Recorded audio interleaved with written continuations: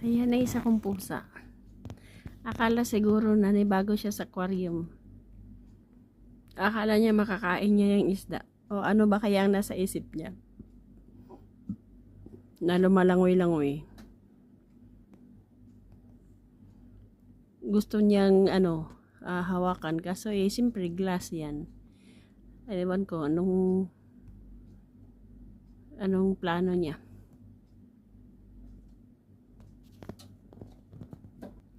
Ayun, nakabantay lang siya. Diyan ka na, Brunjo. Bantayan mo yan. Diyan ka na.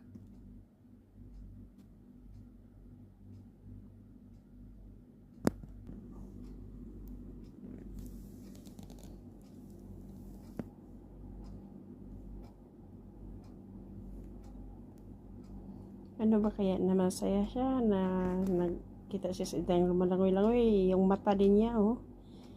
Kung saan ang isda, doon din siya iikot-ikot.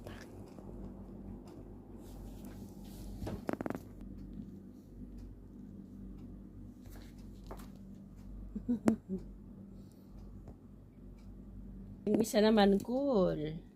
Cool lang si Puchi, natulog. Tulog ka, Ke? Ke? Matulog na ka? Ayan, yan ang pusa ko, si Pochi. Lisaw. Ayun, pasaway to na si Tol. Tulingig. Kaya kasi nilalaruan to eh. Kala niya laruan to.